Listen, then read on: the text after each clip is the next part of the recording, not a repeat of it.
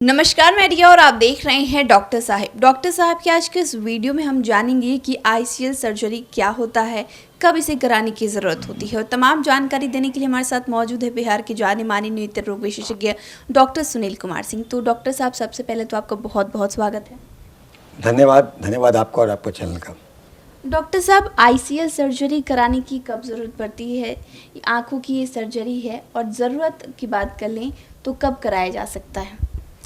देखिए, आईसीएल जो इलाज है वो रिफ्रैक्टरी प्रॉब्लम का इलाज है। दृष्टि दोष का सबसे ज़्यादा कारण अगर है तो उसे रिफ्रैक्टरी एरर कहते हैं। रिफ्रैक्टरी एरर का मतलब हुआ कि जो चश्मा देने से करेक्ट हो जाए, तो चश्मा देने से करेक्ट हो जाए वो रिफ्रैक्टरी एरर होता है। लेकिन रिफ्रैक्टरी एरर जो थोड़े बहुत होते हैं तो सारे लोग चश्मा पहनते हैं, कोई बात नहीं होता है। ज़्यादा अगर होते हैं तो व्यक्ति चाहता है कि चश्मे से हमें निजात मिले। चश्मे से निजात मिलने के बहुत सारी चीज़ें हैं। तो चश्मा से निजात मिलने का कारण तुम लोग, जब ऐसे तो कम पावर में भी लोग आते हैं और ज़बरदस्ती करते हैं लेने का, मगर हम लोग कन्विंस करते हैं कि पावर कम है, अगर चश्मा हटा के आपका काम चल जाता हो तो glasses are the best optical correction, सबसे सेफ है।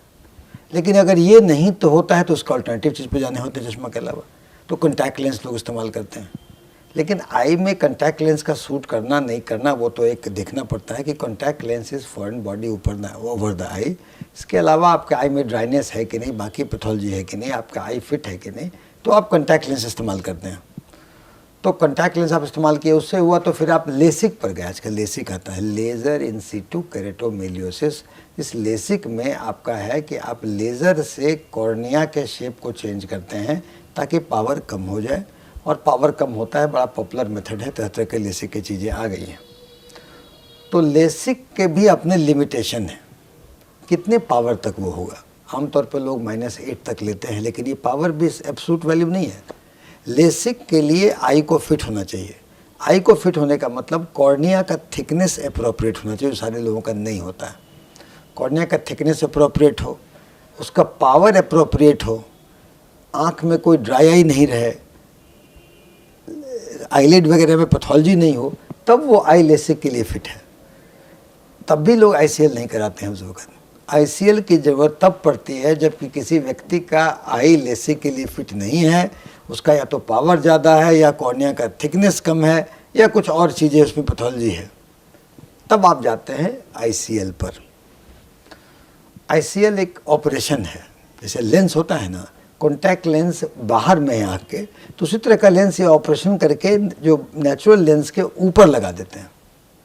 लेकिन वो एक ऑपरेशन हुआ, आप चीरा हल्का सा लेके ऊपर लगा देते हैं। ऊपर लगाने से व्यक्ति प्रसन्न रहता है, ठीक रहता है, उसे कोई दिक्कत नहीं आती है। सर्जिकल कॉम्प्लिकेशन कुछ है, अगर प्रॉपर सावधानियां करके नहीं लगाए तो सर्जिकल कॉम्प्लिकेशन कुछ है, तो कुछ सर्जरी वो उतना कुछ खास नहीं है कि इसके लिए आप प्रॉब्लम में आए और आप कराएं।